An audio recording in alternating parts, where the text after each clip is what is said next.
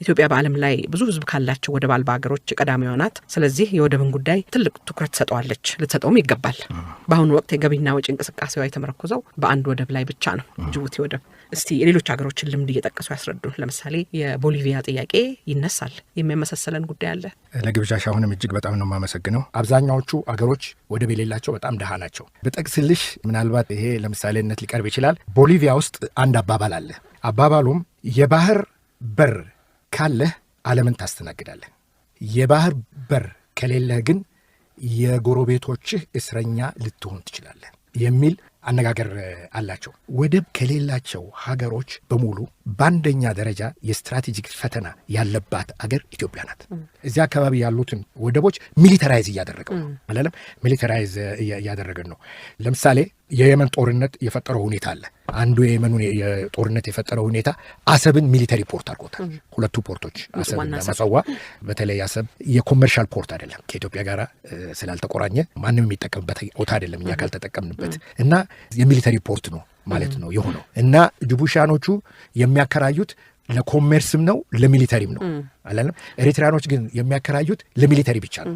አሰብ ላይ አንድ የሚታየኝ ለምሳሌ እንዲያው ሁኔታው ፈቅዶ የሰላም ኤሪትሪያኖች መፈለጋቸው ከኛ ጋር በሰላም ለመኖር ፍላጎት ያላቸው መሆኑ የሚያሳዩት ዋናው ሊትመስ ቴስት ኢትዮጵያ አሰብ ላይ ያላትን ኢንትረስት ማስጠበቅ ነው እና ለወደፊት የኢትዮጵያና የኤሪትሪያ ግንኙነት አንዱ ገጽታው ምልክት የአሰብ ወደብ ለኢትዮጵያ ጥቅም እንዲውል ማድረግ ነው። ምሳሌ አንድ አውሮፓ ውስጥ ሞልዶቪያ የምትባል አገር አለች። የሶቪየት ህብረት ያኔ ሲበተን ከተፈጠሩት ሀገሮች መሃል አንዷ ናት ሞልዶቪያ።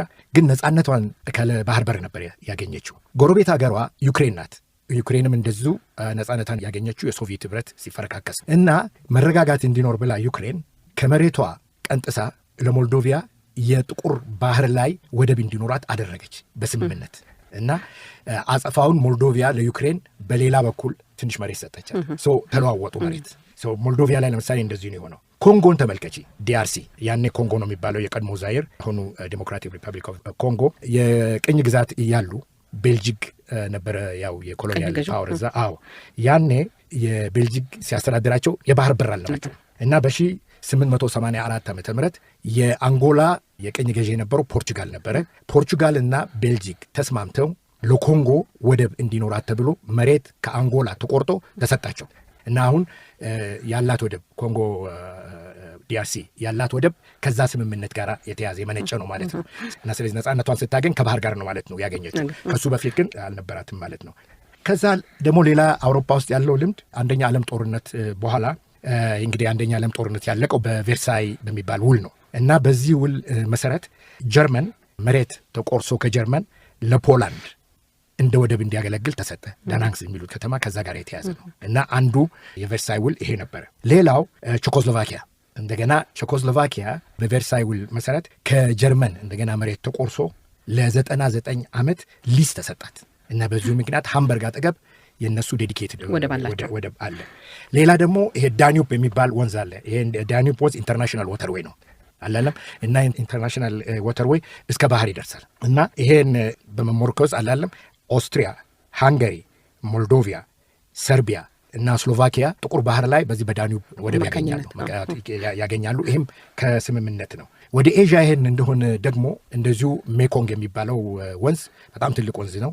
የኢንተርናሽናል ወተርዌይ ነው። በሱ ምክንያት ለላኦስ ሳውዝ ቻይና ሲ ድረስ የባህር በር ታገኛለች ማለት ነው ከኔቪ ጋራ። ይሄ እንግዲህ የአንዳንድ ሀገሮች ልምድ ነው። ከዛ ደግሞ በጦርነትም ሆነ በስምምነት በጦርነት ጋር የተያያዙ ስምምነቶች ወደብ አጣ ሀገሮች አሉ። አንደኛዋ ቦሊቪያ ናት። ላቲን አሜሪካ ውስጥ ቦሊቪያ ወደብ ያጣችበት ምክንያት ከቺሌ ጋራ በ1884 ዓመተ ምህረት በነበረ ጦርነት ቺሌ አሸንፋት አላለም። የአንዱ የማሸነፍ እንትኑ የነበረው የቦሊቪያን አንቶፋጋስታ የሚሉት ወደብን ወሰደችባት ከቦሊቪያ። ቦሊቪያ አቅም አልነበራትም እና በ1904 ዓመተ ምህረት በነበረው ስምምነት ይሄን ወደብ ወደ ቺሌ እንዲዘዋወር ፈቀደች። ደካማ መንግስት ነበረ። ጦርነቱን ለማቆም ነበር የፈለጉት። ተሸንፈዋል በከባድ እና በዚህ ምክንያት ቦሊቪያ አጣች። ስጣታ ወዲያው የጎረቤት ሀገሮች የቦሊቪያ የባህር ወደብ ማጣት ለአካባቢውና ሰላምና መረጋጋት ጠንቅ ይሆናል ብለው ፔሩና አርጀንቲና አላለም በጣም አስተማማኝ በሆነ መንገድ የባህር በር ሰጧቸው እና የባህር በር ሰጧቸው ራሳቸው እንዲያስተዳድሩት እና አካባቢ የተሰጣቸውን አካባቢ እንዲያስተዳድሩት። ሌክ ቲቲካካ ይባላል አንድ ትልቅ ሐይቅ በላቲን አሜሪካ ውስጥ ያለ ትልቅ ሐይቅ ሌክ ቲቲካካ ይባላል። እሱ ቦሊቪያ ውስጥ ነው በአብዛኛው ያለው። እዛ ላይ ኔቪ ያላት ቦሊቪያ። ከዛም ባሻገር ሮዛሪዮ የሚባል የአርጀንቲና ትልቅ ከተማ 3ኛ ነው እንደዚህ ከተማ ነው። ሮዛሪዮ ውስጥ ቦታ ለቦሊቪያ ብቻ የተሰጣት ዴዲኬትድ መሬት አላት እና የኔቪም ትልቅ ኔቪ ያላት ቦሊቪያ ከዚህ ጋር የተያዘ እና ቦሊቪያ በጦርነት ምክንያት ስላጣች ወደቧን በየዓመቱ ቦሊቪያ ውስጥ የባህር ቀን ተብሎ ይከበራል። ለማስታወስ እንግዲህ ረጅም ጊዜ ሆነው ነው እና የባህር ቀን ተብሎ ይከበራል። የዛ የህዝቡን ስሜት ሰስቴን አድርገውታል እና በዚህ ምክንያት አሁን የዛሬ 2 ዓመት 2015 ነው የዛሬ 2 ዓመት ቦሊቪያ ቺሌን የዓለም ፍርድ ቤት ከሳ ቀረበች እና ያ በ1904 የተስማማ ነው ውል አላለም ተገደን ነው የተስማማ ነውና ስለዚህ ፖርታችን እንዲመለስልን ብሎ ጥያቄ አቅርበዋል።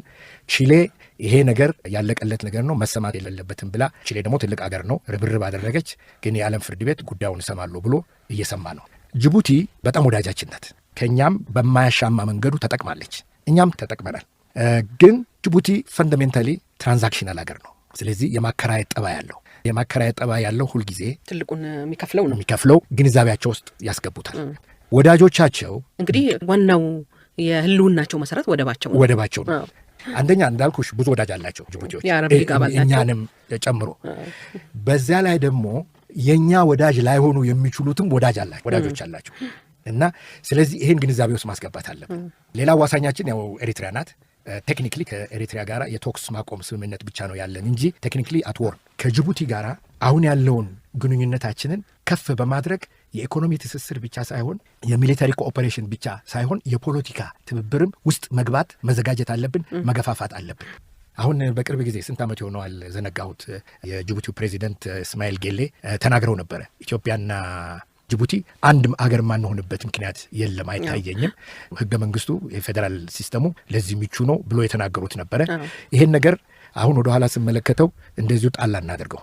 እንግዲህ በብሔር ብሔረሰቦች በዓል ቀን መጥተው ይመስለኛል የተናገሩት። ለነገሩ ብዙ ጊዜ ይመጣሉ እና ይሄ የተናገሩት ዝም ብሎ መሬት እንዳይወድቅ ምክንያቱም እንግዲህ ላለን ለ10-15 ዓመት አቅጣጫ የፖለቲካ ውህደታችን አስፈላጊ ሊሆን ይችላል። ወደብ የሌላቸው አገሮች ኔቪ ኃይል እንዳይኖራቸው የሚከለክል ህግ የለም። ወደብ ስለሌለ የባህር ኃይል አይኖርህም የሚል ህግ የለም አላለም። ከጎረቤት አገር ጋር እስከ ተባበርክ ድረስ ሊኖርህ ይችላል። ዋናው የሚያስፈልገው ከጎረቤት አገር ጋር መተባበር ነው እና የኢትዮጵያ ግዙፍነትና ስትራቴጂክ ሁኔታ እዚህ አይነት ድርድር ውስጥ እንድንገባ የሚገፋፋን ይመስለኛል።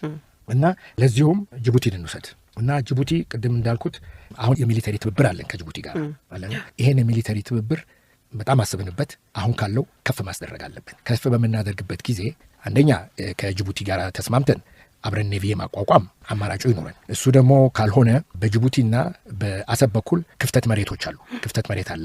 አንድ ጊዜ እንደ ድራይ ዶክ ደርግ ይጠቀምበት ነበር። በደርግ ጊዜ የሚጠቀሙበት ድራይ ዶክ የሚባል ነበረ በሁለቱ መሀል እና እዛ አካባቢ ዴዲኬትድ የሆነ ቦታ ለኢትዮጵያ ቢሰጣት እኔ ተገቢ ይመስለኛል እና ታስቦበትም እንከታተለው።